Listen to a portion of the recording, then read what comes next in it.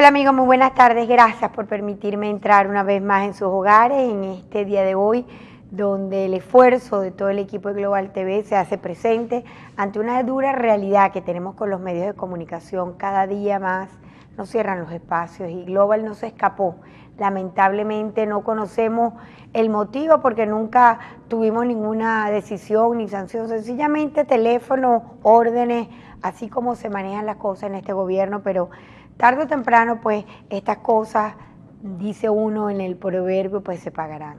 La planta, pues, está ya a punto también de perder otros periodistas, colaboradores, porque se hace insostenible, pues, la situación, no hay cómo trabajar. Y de eso me quiero dedicar justamente en el análisis de la tarde de hoy, porque nos tenemos que preguntar los venezolanos, después de 16, casi 17 años de una revolución que, fíjense ustedes, al margen del problema económico que ya es gravísimo, porque nunca antes, yo he estado revisando la historia, he estado viendo inclusive los momentos de las guerras federales, que fueron guerras cruentas, internas, cómo estaba la economía del país. Déjenme decirles que a pesar de que nosotros no éramos un país próspero, porque Venezuela hasta el momento del petróleo, pues Venezuela era un país de una economía rural, cacao, café, rural totalmente. Pero a pesar de ello, Venezuela tenía una economía bastante estable frente a los atabares que enfrentaba en el tema político, que ustedes saben que hasta la llegada de Gómez, que empieza, como diríamos, la historia contemporánea del país, vivió momentos muy difíciles. Ni en la independencia, ni en las guerras federales, jamás, nunca se había vivido esta zozobra económica que estamos viviendo los venezolanos, sobre todo en un mundo que está abierto a toda modernidad y a un avance que, bueno, prácticamente dicen los tecnólogos que cada 5 años era ya lo que era una centuria en siglos pasados. O sea, había que esperar a veces el avance de algo 50, 100 años para entender el avance y la entrada de nuevas acciones que movían la sociedad. Todo eso pues va construyendo hasta que llegamos a la modernidad.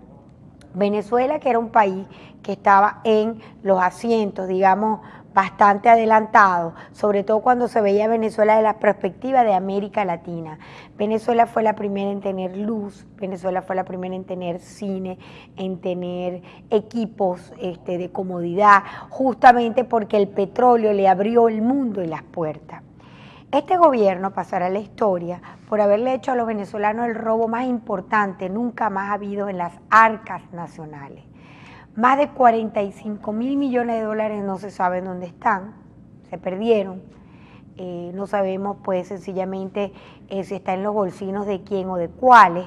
Y esa cuenta, esa data que está ahí, e independientemente, amigos del chavismo que me están siguiendo y que me insultan muchos de ellos, yo no insulto a nadie, lo que estoy diciendo son verdades. Esta revolución, la deuda más grande que va a tener con los venezolanos es sencillamente mató la economía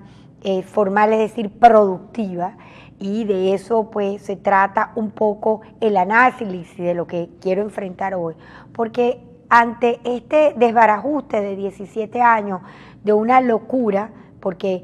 tratarnos de implementar un sistema que no funciona y que todo el mundo lo está dejando atrás y que no tengan ni siquiera la humildad de reconocer nos equivocamos, vamos a hacer las cosas distintas, sino sencillamente que el barco siga a la deriva, porque tenemos un presidente que no gobierna, es un presidente que nos mantiene a la deriva. Pero dentro de ese conciliábulo de cosas, el sentido laboral, el sentido de la laboriosidad se ha ido perdiendo. ¿Por qué? Porque la gente está superviviendo. Entienden que un salario mínimo no compensa ninguna realidad de la dura inflación y de la devaluación, porque como lo he dicho, esta revolución mató el Bolívar. Si algo van a tener en su haber los bolivarianos revolucionarios de este proceso chavista, es que el Bolívar lo mataron. Nadie confía en el Bolívar. Entonces, la formalidad laboral se ha perdido porque la gente está buscando de qué manera sobrevive al impacto atroz de una inflación descomunal, porque no es una inflación poco a poco, escalonada, no, es que nos voltearon la arepa. Y por si fuera poco, pues el tema de las divisas que tiene tan parado el país. Aquí yo tengo una imagen, yo no sé si me la pueden ponchar, Mario. Aquí está, esta fue una imagen de días pasados, pero a propósito del tema de la laboriosidad, fíjense ustedes, los trabajadores de la Polar hicieron una actividad en la vereda en donde hicieron una cadena inmensa, humana, y yo los felicito porque son la referencia del afecto a la compañía y sencillamente lo que están pidiendo es gobierno venezolano haga algo con las divisas y désela a quien produce, porque es muy triste que usted se le entregue a los cubanos, que el gobierno le entregue las divisas a los bolivianos o que se lo entregue a empresarios argentinos, cuando nuestros empresarios, nuestra gente,